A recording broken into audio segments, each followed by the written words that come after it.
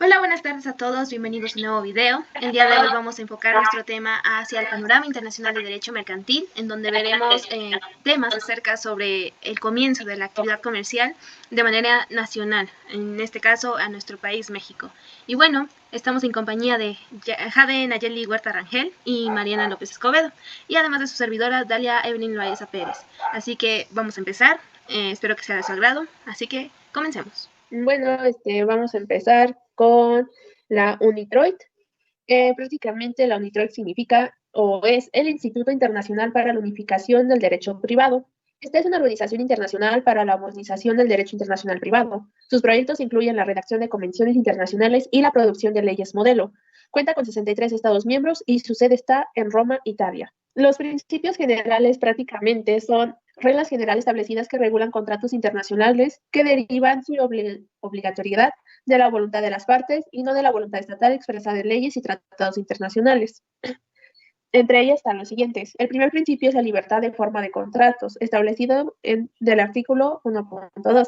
Los principios UNITROIT se limitan a disponer que nada lo expresado en estos principios requiere que un contrato, declaración o acto alguno deba ser celebrado o aprobado conforme a una forma en particular.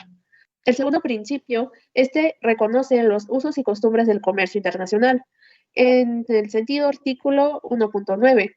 Dispone que las partes están obligadas por cualquier uso que ampliamente conocido y regularmente observados en el comercio internacional por los sujetos participantes en el tráfico mercantil, que se trate al menos que la aplicación de dicho uso sea irrazonable. En el tercer principio, como dice el artículo 2.1.16, esta debe ser confidencial. Si una de las partes proporciona información como confidencial durante el curso de las negociaciones, la otra tiene el deber de no revelar ni utilizarla injustificadamente en provecho propio, independiente de que con posterioridad se perfeccione o no el contrato. En el cuarto principio, establecido por el artículo 2.1.22, se llama Matter of Funds, o prácticamente resuelve el problema de la batalla de las condiciones generales de la contratación. En esta nos dice que cuando ambas partes utilizan cláusulas estándar y llegan a un acuerdo exacto en lo que se refiere a dichas cláusulas, el contrato se entenderá perfeccionado sobre las bases de términos acordados y de lo dispuesto en aquellas cláusulas estándar que sean sustancialmente comunes, a menos que una de las partes claramente indique con antelación o con posterioridad. Y ahora vamos a ver algunas características de la UNITROIT. Como primera característica tiene que no son vinculantes. Esto puesto que la fuerza obligatoria de los códigos nacionales surgidos en el siglo XIX y que aún regulan el derecho de los países pertenecientes al Civil Law o UNITROIT. La siguiente característica es un carácter internacional. Estos principios tienen una vocación eminentemente internacional. Siguiente característica es de contenido técnico. Esta característica que se sustenta en el hecho de los principios han sido concebidos y redactados por jurísticas de primer nivel pertenecientes a todos los sistemas jurídicos y a todos los continentes. Ese carácter técnico de los principios implica también una conjunción entre tradición e innovación. Tiene otra característica de los principios de la UNITROIT es su coherencia interna y claridad. Y por último, son omnicomprensivos y flexibles.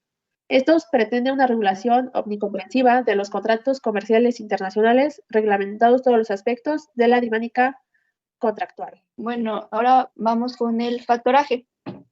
Y el factoraje consiste en la adquisición de créditos provenientes de ventas de bienes muebles acerca de una empresa inmobiliaria, de prestación de servicios o de realización de obras, otorgando anticipos sobre sus créditos, asumiendo o no pues, sus riesgos. Algunos principios generales son el principio de la transmisión de los créditos. Esta transmisión de créditos se refiere a los créditos actuales, es decir, a créditos que ya existen al celebrarse el contrato de factoraje o a créditos futuros que se generan por virtud de la actividad empresarial del cliente. Y pues uno de los problemas que este tiene es que se ha enfrentado a la doctrina y consiste en la determinación del momento en que la opera la eficacia translitativa del factoraje. También está el principio de contrato de duración, que quiere decir que los créditos de materia del contrato del factoraje deberán ser los que se generan durante un cierto plazo. Y pues este principio le atribuye al contrato el carácter de contrato de trato sucesivo o de duración. Y según Hersey, los efectos del contrato de factoraje se prolongan en el tiempo y pues el cumplimiento continuado del contrato se relaciona con su causa final. También está el principio de globalidad. El factoraje se rige por el llamado principio de globalidad y este principio, que se relaciona con el principio de exclusividad, obliga al cliente a transmitir un factor, al factor la totalidad o una parte de los derechos de crédito que tenga a cargo de terceros y derivados de sus operaciones. Este principio ha motivado a una parte de la doctrina le concede al factoraje la naturaleza de una cesión global de créditos futuros. Y por último está la estructura contractual. Y en esta, la Bianca sostiene que el contrato de factoraje es un contrato normativo y que tal como se establece en las reglas mediante las cuales se rigen las futuras negociaciones entre las dos partes que darán lugar a la transmisión de los créditos. Y pues el contrato de factoraje tiene un carácter puramente obligatorio, ya que de su estipulación no se deriva la inmediata transmisión de los créditos debido a que es necesaria una actividad negocial posterior.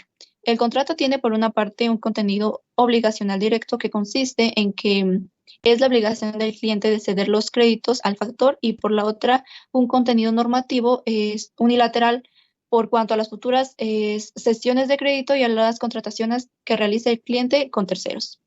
Y algunas características del factoraje es que intervienen tres partes quienes realizan el factoraje, las cuales son el cedente, el factor y los clientes. El cedente es la empresa encargada de contratar los servicios del factoraje cediendo sus facturas a los clientes. El factor es el banco o la entidad de factoraje que contrata el cedente o empresa y asume la propiedad de las facturas y asume la responsabilidad de la gestión de cobranza. También los clientes, que son el cedente o empresa, que tiene la obligación de pagar las facturas pendientes al factor o banco. También es un contrato bilateral y consensual, originándose obligaciones por las partes contratantes porque el banco adquiere la cartera crediticia, otorgando liquidez a la empresa y la empresa a garantizar la existencia de crédito, pagando al banco una remuneración por los servicios prestados. También ofrece liquidez a corto plazo o inmediata a la empresa que lo solicita y no tiene que esperar la fecha de vencimiento de sus facturas de crédito. Esencialmente, en este punto explica para qué se utiliza el factoraje. Y por último, el factor de aprobación del producto es más rápida que otras operaciones crediticias, con la cual pues esto nos ayuda a ahorrar tiempo. Atípico. Los contratos atípicos son aquellos en las partes, en uso de la autonomía de la voluntad, regulan de forma novedosa y desconocida por el ordenamiento jurídico sus relaciones jurídicas, no siguiéndose por tanto a ningún modelo de contrato preestablecido. Como ejemplo de contratos atípicos o inominados, podrían no concordar con esquemas típicos de las leyes. Estas podrían ser el intercambio tanto de bienes, cosas, tanto de carácter mueble como bienes e inmuebles. Un ejemplo de ello es un contrato de franquicia, que el contrato de franquicia es un contrato atípico en el que el franquiciador cede al franquiciado el derecho de explotar un negocio. Estas intervienen dos partes, el franquiciador, que es el propietario de la empresa, y el franquiciado, que la persona que obtiene la cesión del negocio. Por un ejemplo, la empresa puede ser 100 monaditos, que es el franquiciador, y a la persona que la cual se le va a ceder el derecho, se puede poner un nuevo local de 100 monaditos en una X ciudad.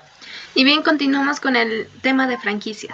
Empezamos a conocer qué es una franquicia. Bueno, es un sistema de comercialización de productos o servicios basado en una colaboración estrecha entre empresas que, a pesar de que jurídica y financieramente son distintas, están ligadas por un contrato de franquicia. Por ello, las franquicias son asociaciones comerciales entre los propietarios de una marca prefabricada, de algún servicio o empresa comercial, con individuos interesados en invertir en el sistema de negocio del franquiciante para adquirir una compensación económica. Así lo establece la Asociación de Franquicias Mexicana. Por ello, una franquicia se considera también un acuerdo entre el franquiciador o franquiciante, como también es conocido, y el destinatario o franquiciado, o también conocido como franquiciatario, en virtud del cual el primero cede al segundo la explotación de los derechos de uso de determinado nombre o marca establecida, así como los sistemas de producción y mercado del producto. Por ello, en términos de legalidad, la franquicia se otorga a través de un contrato que se divide entre dos partes, que son el franquiciante, quien es el dueño del negocio, la marca o el concepto, y el franquiciatario, quien es la persona que paga por adquirir los derechos que se le está otorgando por parte del franquiciante de poder comercializar su marca y quien recibe la parte del franquiciante todo el apoyo para desarrollar el negocio y formar parte de su red de franquicias. Por ello, existen también tipos de franquicias, que son dependiendo a las actividades o acciones que desarrollen estas dos personas involucradas, que pueden ser como la franquicia comercial, la franquicia industrial, de producción, de distribución, de servicios, o incluso hacer combinaciones entre estas, que es las franquicias mixtas. Bien, entre las características que hace ser una franquicia es que se debe de explotar el concepto de franquicia, para que así se pueda comprobar que pueda llegar a ser un negocio rentable. También otra característica es que tanto el franquiciado como el franquiciador son independientes tanto a nivel jurídico como a nivel financiero, cada quien por su parte. Otra es que es la formación a los franquiciados. El franquiciador debe impartir una formación antes de que se comience su actividad y debe de ser una formación completa y detallada. Además de que debe tener un apoyo continuado al franquiciado, así como el seguimiento y el control sobre él. Principios generales de las franquicias.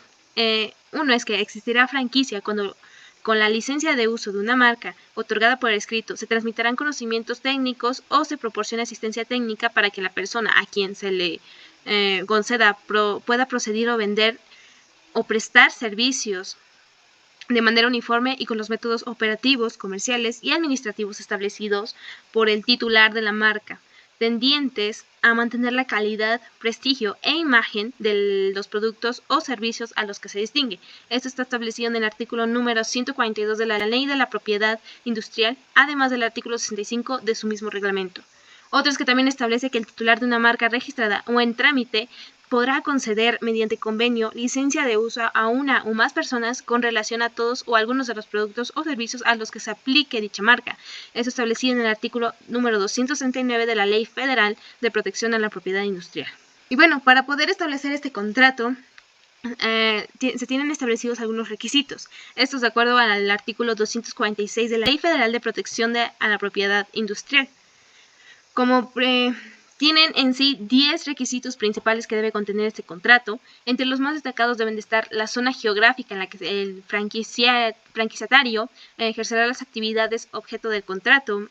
Otra es la ubicación, dimensión mínima y características de las inversiones de infraestructura que se llevarán a cabo, las políticas de inventario, como de mercadotecnia y publicidad, al igual que las políticas, procedimientos y plazos relativos a los reembolsos que sean establecidos entre ellos dos.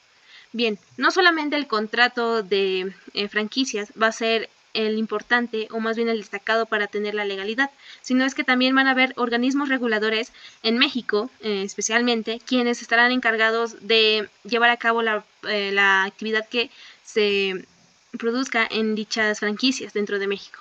Uno de los principales es el Ministerio de Economía. Es quien se encarga de promocionar la productividad y la competitividad de la economía mexicana a través de la innovación en políticas industriales, comerciales y del desarrollo de servicios, al igual que a través de la confianza de emprendedores y empresas. Se basará en la mejora de reglamentos, la competencia de mercados y la diversificación del comercio extranjero. Todo esto para así garantizar la sensación de bienestar de los consumidores, crear un mejor ambiente de negocios, fortalecer el mercado laboral local y atraer a los inversores locales y extranjeros para mejorar las condiciones de vida de los mexicanos. Uno de sus propósitos es que al ser una oficina que contribuye a generar unas condiciones económicas que ayuden a México a alcanzar su máximo potencial de una forma abierta y transparente, cercana a la gente, con emprendedores que estimulen una cultura innovadora, acorde a los formalismos y con empresas productivas y competitivas involucradas en mercados eficientes y consumidores fortalecidos. Al igual que podemos encontrar como el Instituto Mexicano de Propiedad Industrial, que este es un organismo descentralizado del mismo Ministerio de Economía, que este se carga de establecer las condiciones legales de seguridad entre las partes de una operación de franquicia. Por ello garantiza un trato no discriminatorio para todos los franquiciarios del mismo sector. Otro es el Concanaco Servitur, quien es un organismo a cargo de representar, defender y promocionar los intereses legítimos de las compañías que pertenecen a los sectores de comercio, servicios y turismo, a través de la integración y el fortalecimiento de todas las cámaras confederadas. Y por último y el más importante, la Asociación Mexicana de Franquicias. Esta es la que ayuda al desarrollo de las franquicias en México, dándoles así una promoción, contactos y apoyo en las organizaciones con un propósito comercial, con el fin de trabajar dentro del sector público y también el privado. Dentro de sus actividades más primordiales son que da la promoción y formación en los asuntos de asociación, tanto que se llevan a lo largo del año, organizando diversas reuniones que permitan a los miembros entrar en una plataforma para las actualizaciones constantes, además de tener acceso a financiación para incrementar su porcentaje de éxito frente a otras empresas que no sobrepasen la barrera de los 5 años. Entre otras actividades también encontramos los objetivos, que son como desarrollar y emprender acciones que permitan la mejora de las condiciones del sector de la franquicia en México, organizar eventos de formación para socios y para el público en general, al igual que participar junto a instituciones y asociaciones públicas y privadas en la promoción del sector de la franquicia en México, entre otros objetivos más que si quisieras conocerlo puedes consultar en su página web. Y bueno, hasta aquí sería el tema en general, espero que les haya gustado. Y bueno, gracias por su visita.